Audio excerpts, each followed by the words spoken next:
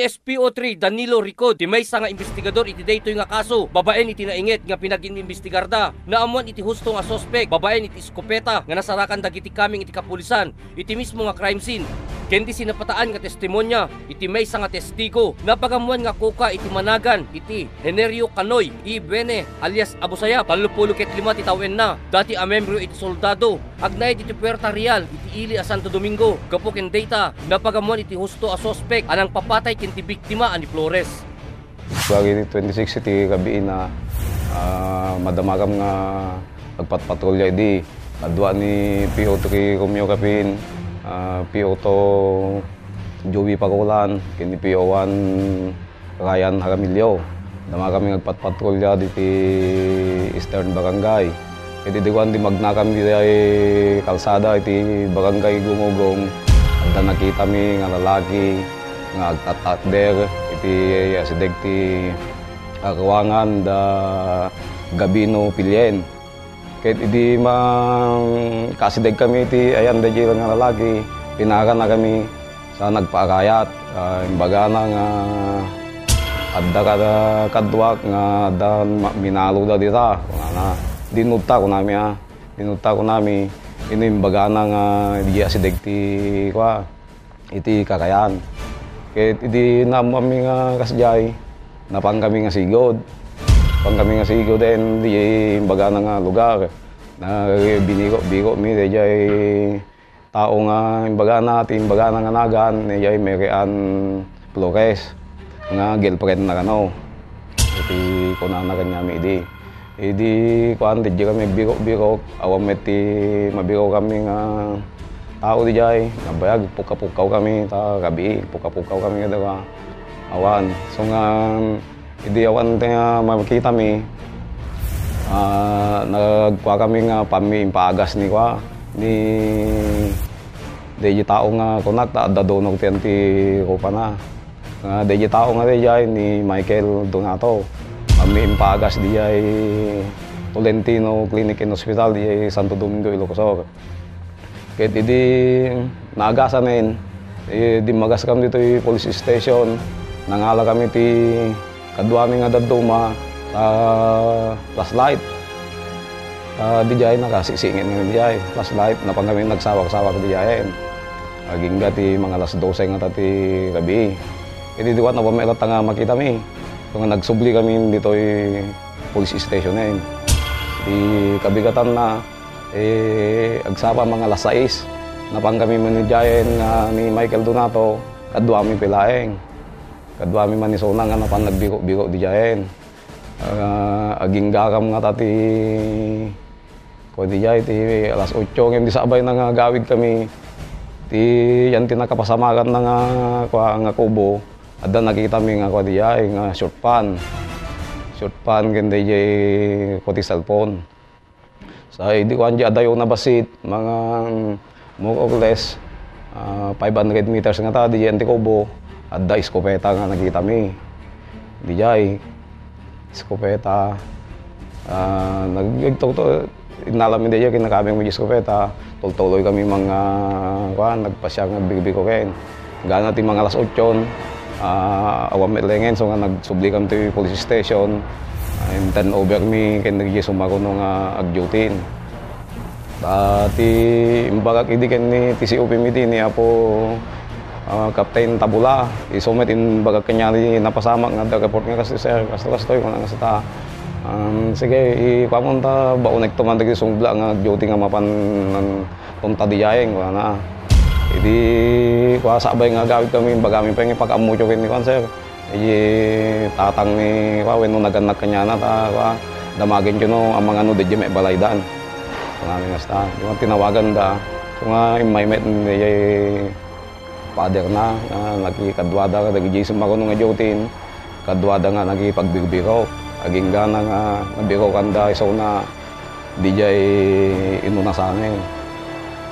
Si may ipapili na may lata nga adda lalaki. Ay di madamada nga gininakin ni Mary Andy di Kubo. Adda lalaki nga imay nga diskopeta na. Kahit minalo na, so nga nadunog dito yung tikopak nga na. Ken Hindi ko malwen naman nabayag nga gininagaw kami ta inalan na piditol victim motor ko nagkada hindi nakakuan timakayan nabati di Mary Ann Flores di ay hindi ba hindi sa di nakita na kami met hindi madamang program so nga nagpakaya yamin data Kimbagi Diyos ko peta, nabigbig milaingin nga ni Enorio Kanoy ti kimbagi da Diyos ko peta, iso nakit kanayon nga mapandijayag hananting nga dawa, da Diyos ko peta, ado ti makabigbig nga DJ Kanoy ti kimbagi.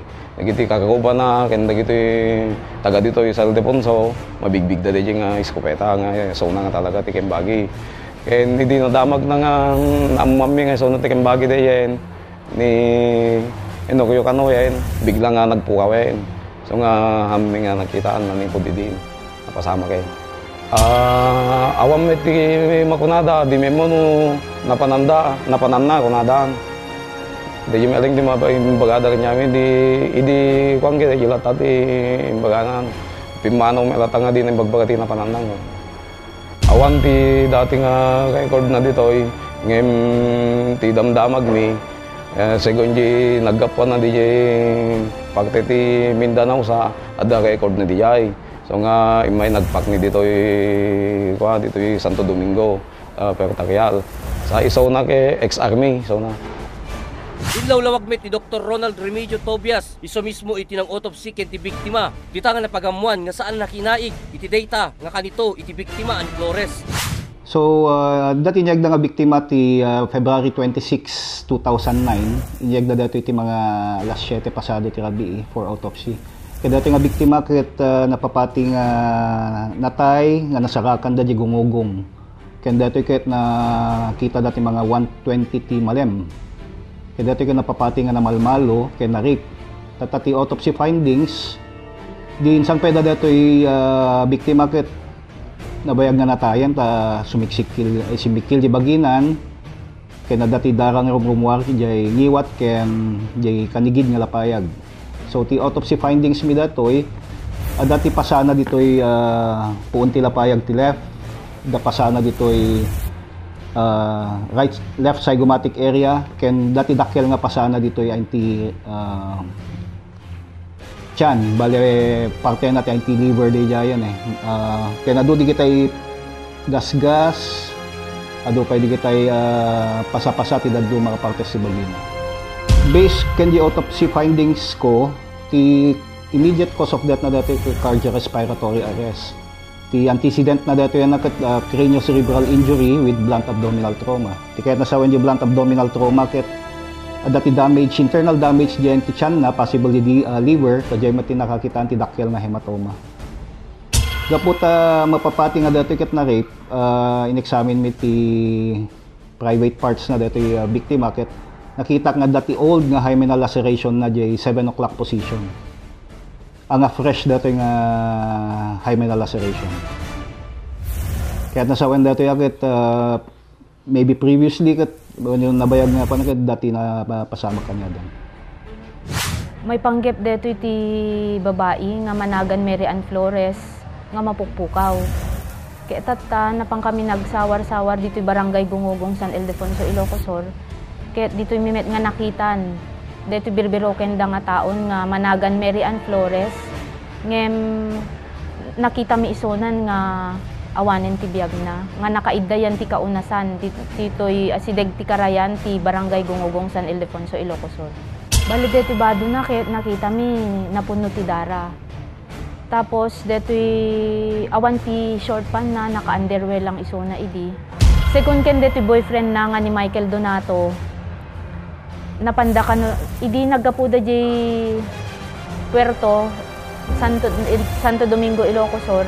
Napanda ditoy Gungugong San Ildefonso dito yan di kaunasan kaya napanda nagpampaniir di jay. Nagsubmit kami met ti serological examination di underwear na. Kaya insubmit mi met ditoy crime laboratory ti Ilocos Sur Provincial Office. Nalidayan nga pirme dagitoy kaming ti pamilya na lalo ditoy father na. makita mga naawanan dati pag-asa. Ta dito Women's Desk ket na-create especially intended para dagiti kababaihan. Ket ti maipaay mimet kadagiti biktima ket suportaram ni ida. Ipakaamumi kanyada dagiti karbenganda bilang babae. Tatanga tiyempon, women's rights are human rights. So nga dagito nga linlinteg nga na-create tapno protektaran dati karbengan ti kababaihan ket umad-adu tatan. Ket adda kami met dito nga mga sister kanyada in case nga biktimada ti abuso. Ado pa tintay maamuan, iti may katlo apaset, iti programa tayo ng police files. Dita nga intay makapatpatang, dagiti naganak inti biktima, animanog Domingo, kinimanang Elena Flores. Intay mangigan katakwada, noan niya iti makunada, maipapan kinti napasamak kinti anakda. Iti lasod nga talo nga tawin, anapalabas. Intay pa'y maamuan, noan niya iti, nagpanagan iti daytoy nga kason, kadagitoy nga gundaway.